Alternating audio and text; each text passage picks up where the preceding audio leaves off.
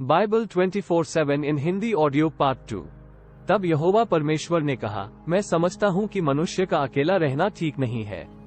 मैं उसके लिए एक सहायक बनाऊंगा जो उसके लिए उपयुक्त होगा।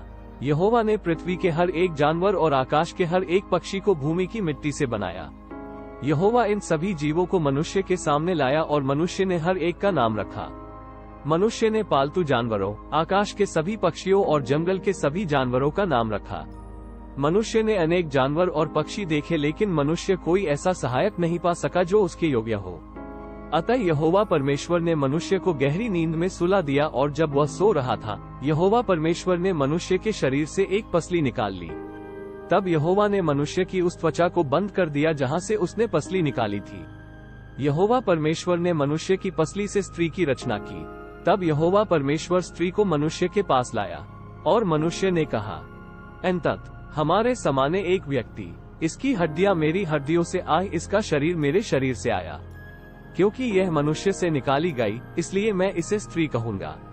इसलिए पुरुष अपने माता पिता को छोड़कर अपनी पत्नी के साथ रहेगा, और वे दोनों एक तन हो जाएंगे। मनुष्य और उसकी पत्नी बाग में नंगे थे, परंतु वे लजाते नहीं थे। यहोवा द्वारा बनाए गए सभी जानवरों में सबसे अधिक चतुर सांप था। वह स्त्री को धोखा देना चाहता था। सांप ने कहा, हे स्त्री, क्या परमेश्वर ने सच मुझ तुमसे कहा है कि तुम बाग के किसी पेड़ से फल ना खाना? स्त्री ने कहा, नहीं, परमेश्वर ने ये नहीं कहा। हम बाग के पेड़ों से फल खा सकते हैं, लेकिन एक पेड़ है जिसके फल हम लोग नहीं खा सकते। परमेश्वर ने हम लोगों से कहा, बाग के बीच के पेड़ के फल तुम नहीं खा सकते, तुम उसे छूना भी नहीं, नहीं तो मर जाओगे। लेकिन सांप ने स्त्री से कहा, तुम मरोगी नहीं। परमेश्वर जानता है कि यदि तुम लोग उस पेड़ से फल खाओगे तो अच्छे और बुरे के बारे में जान जाओगे, और तब तुम परमेश्वर के समान हो जाओगे। स्त्री ने देखा कि पेड़ सुंदर है। उसने देखा कि फल खाने के लिए अच्छा है, और पेड़ उसे बुद्धिमान बनाएगा। तब स्त्री ने पेड़ से फल लिया और उसे खाया। उसका पति भी उसके साथ था, इसलिए उसने कुछ फल उसे दिया और उसने उसे खाया। तब पुरुष और स्त्री दोनों बदल गए। उनकी आंखें खुल गईं और उन्होंने वस्तुओं को भिन्न दृष्टि से देखा। उन्होंने देखा कि उनके कपड़े नहीं हैं, वे नंगे हैं। इसलिए उन्होंने कुछ अंजीर के पत्ते लेकर उन्हें जोड़ा और कपड़ों के स्थान पर अपने लिए पहना। तब पुरुष और स्त्री ने दिन के ठंडे समय में यहोवा परमेश्वर के आने की आवाज बाग में सुनी। वे बाग में पेड़ों के बीच में छिप गए। यहोवा परमेश्वर ने पुकारकर पुरुष से पूछा, तुम कहाँ हो? पुरुष ने कहा, मैंने बाग में तेरे आने की आवाज सुनी और मैं डर गया। मैं नंगा था, इसलिए छिप गया। यहोवा परमेश्वर ने पुरुष से पूछा, तुम्हें किसने बताया कि तुम नंगे हो? तुम किस कारण से शर्माए? क्या तुमने उस विशेष पेड़ का फल खाया जिसे मैंने तुम्हें न खाने की आज्ञा दी थी? पुरुष ने कहा, तूने जो स्त्री मेरे लिए बनाई उसने उस पेड़ से मुझे फल दिया, और मैंने उसे खाया। तब यहोवा परमेश्वर ने स्त्री से कहा, ये तूने क्या किया? स्त्री ने कहा, सांप ने मुझे धोखा दिया। उसने मुझे बेवकूफ बनाया और मैंने फल खा लिया। तब यहोवा परमेश्वर ने सांप से कहा, तूने ये बहुत बुरी बात की, इसलिए तुम्हारा बुरा होगा। अन्य जानवरों की अपेक्षा तुम्हारा बहुत बुरा होगा। तुम अपने पेट के बल रेंगने को मजबूर होगे, और धूल चाटने को विवश होगा। जीवन के सभी दिनों में मैं तुम्हें और स्त्री को एक दूसरे का दुश्मन बनाऊंगा।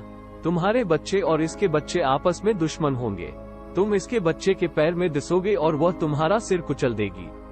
तब यहोवा परमेश्वर ने स्त्री से कहा, मैं तेरी गर्भावस्था में तुझे बहुत दुखी करूंगा, और जब तू बच्चा जनेगी तब तुझे बहुत पीड़ा होगी। तेरी चाहत तेरे पति के लिए होगी, किंतु वह तुझ पर प्रभुता करेगा। तब यहोवा परमेश्वर ने मनुष्य से कहा, मैंने आज्ञा दी थी कि तुम विशेष पेड़ का फल न खाना, किंतु तुमने अपनी पत्नी की बातें सुनी और तुमने उस पेड़ का फल खाया। इसलिए मैं तुम्हारे कारण इस भूमि को शाप देता हूँ अपने जीवन के पूरे काल तक उस भोजन के लिए जो धरती देती है। तुम्हें कठिन मेहनत करनी पड़ेगी। तुम उन पेड़ पौधों को खाओगे जो खेतों में उगते हैं, किंतु भूमि तुम्हारे लिए कांटे और खर पतवार पैदा करेगी। तुम अपने भोजन के लिए कठिन परिश्रम करोगे। तुम तब तक परिश्रम करोगे जब तक माथे पर पसीना न आ जाए। तुम तब तक कठिन मेहनत करोगे जब तक तुम्हारी मृत्यु न आ जाए। उस समय तुम दोबारा मिट्टी बन जाओगे। जब मैंने तुमको बनाया था तब तुम्हें मिट्टी से बनाया था, और जब तुम मरोगे तब तुम उसी मिट्टी में पुनः मिल जाओगे। आदम ने अपनी पत्नी का नाम हब्बा रखा, क्योंकि सारे मनुष्यों की वह आदिमाता थी। यहोवा परमेश्वर ने मनुष्य और उसकी पत्नी के लिए जानवरों के चमड़ों से पोशाक बनाई। तब यहोवा ने ये पोशाक उन्हें दी। यहोवा परमेश्वर ने कहा, देखो, पुरुष हमारे जैसा हो गया है। पुरुष अच्छाई और बुराई जानता है और अब पुरुष जीवन के पेड़ से भी फल ले सकता है। अगर पुरुष उस फल को खाएगा तो सदा ही जीवित रहेगा। तब यहोवा परमेश्वर ने पुरुष को अदन के बाग छोड़ने के लिए मजबूर किया।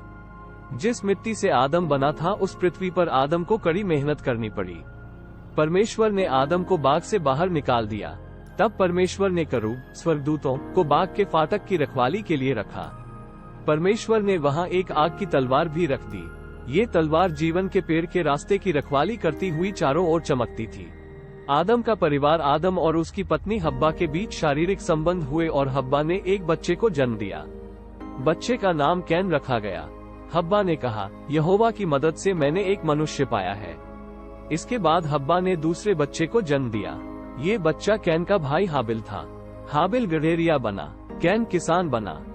पहली हत्या फसल के समय कैन एक भेंट यहोवा के पास लाया। जो अन्न कैन ने अपनी जमीन में उपजाया था उसमें से थोड़ा अन्न वह लाया, परंतु हाबिल अपने जानवरों के झुंड में से कुछ जानवर लाया। हाबिल अपनी सबसे अच्छी भेड़ का सबसे अच्छा हिस्सा लाया। यहोवा ने हाबिल तथा उसकी भेंट को स्वीकार किया, परंतु यहोवा ने कैन तथा उसके द्वारा लाई भेंट को स्वीकार नहीं किया। इस कारण कैन क्रोधित हो गया, वह बहुत व्याकुल और निराश हो गया। यहोवा ने कैन से पूछा, तुम क्रोधित क्यों हो? तुम्हारा चेहरा उतरा हुआ क्यों दिखाई पड़ता है? अगर तुम अच्छे काम करोगे तो तुम मेरी दृष्टि में ठीक रहोगे, तब मैं तुम्हें अपनाऊंगा। लेकिन अगर तुम बुरे काम करोगे तो वह पाप तुम्हारे जीवन में रहेगा। तुम्हारे पाप तुम्हें अपने वश में रखना चाहेंगे, लेकिन तुमको अपने पाप को अपने बस में रखना होगा। कैन ने अपने भाई हाबिल से कहा, आओ हम मैदान में चले। इसलिए कैन और हाबिल मैदान में गए। तब कैन ने अपने भाई पर हमला किया और उसे मार डाला। बाद में यहोवा ने कैन से पूछा, तुम्हारा भाई हाबिल कहाँ है? कैन ने जवाब दिया, मैं नहीं जानता। क्या ये मेरा काम है कि मैं अपने भाई की निगरानी और देखभाल करूं? तब यहोवा ने कहा, तुमने ये क्या किया? तुम्हारे भाई का खून जमीन से बोल रहा है कि क्या हो गया है?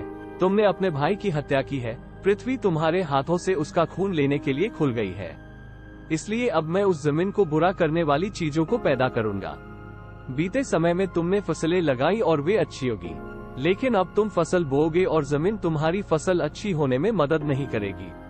तुम्हें पृथ्वी पर घर नहीं मिलेगा, तुम जगह जगह भटकोगे। तब कैन ने कहा, ये दंड इतना अधिक है कि मैं सह नहीं सकता। मेरी ओर देख, तूने मुझे जमीन में फसल के काम को छोड़ने के लिए मजबूर कर दिया है और मैं अब तेरे करीब भी नहीं रहूंगा। मेरा कोई घर नहीं होगा और पृथ्वी पर से मैं नष्ट हो जाऊंगा, और यदि कोई मनुष्य मुझे पाएगा तो मार डालेगा। तब यहोवा ने कैन से कहा, मैं ये नहीं होने दूंगा। यदि कोई तुमको मारेगा तो मैं उस आदमी को बहुत कठोर दंड दूंगा। तब यहोवा ने कैन पर एक चिन्ह बनाया। ये चिन्ह वह बताता था कि कैन को कोई न मारे। तब कैन यहोवा को छोड़कर चला गया। कैन नोद देश में रहने लगा। कैन ने अपनी पत्नी के साथ शारीरिक संबंध किया। वह गर्भवती हुई। उसने हनोक नामक बच्चे को जन्म दिया। कैन ने एक शहर बसाया और उसका नाम अपने अपने पुत्र के नाम पर हनोक ही रखा।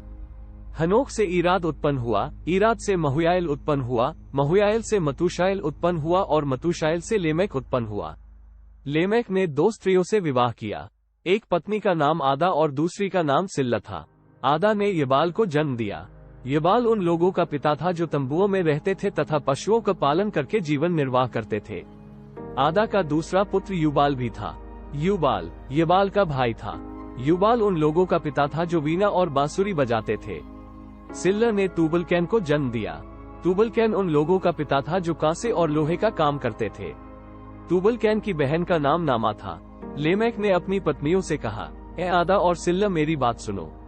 लेमेक की पत्नियों, जो बातें मैं कहता हूँ सुनो। एक पुरुष ने मुझे चोट पहुँचाई, मैंने उसे मार डाला। एक जवान ने मुझे चोट दी, इसलिए मैंने उसे मार डाला। कैन की हत्या का दंड बहुत भारी था, इसलिए मेरी हत्या का दंड भी उससे बहुत बहुत भारी होगा। आदम और हव्वा का पुत्र शेत। आदम ने हव्वा के साथ फिर शारीरिक संबंध किया और हव्वा ने एक और बच्चे को जन्म दिया। उन्होंने इस बच्चे का नाम शेत रखा। हव्वा ने कहा, यहोवा ने मुझे दूसरा पुत्र दिया है। कैन ने हाबिल को मार डाला, किंतु अब शेत मेरे पास है। शेत का भी एक पुत्र था, इसका नाम एनोश था। उस समय लोग यहोवा पर विश्वास करने लगे। यह अध्याय आदम के परिवार के बारे में है। परमेश्वर ने मनुष्य को अपने स्वरूप में बनाया।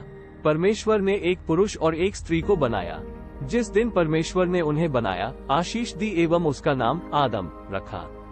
जब आदम 130 वर्ष का हो गया तब वह एक और बच्चे का पिता हुआ। ये पुत्र ठीक आदम सा दिखाई देता था। आदम ने पुत्र का नाम शेत रखा। शेत के जन्म के बाद आदम 800 वर्ष जीवित रहा।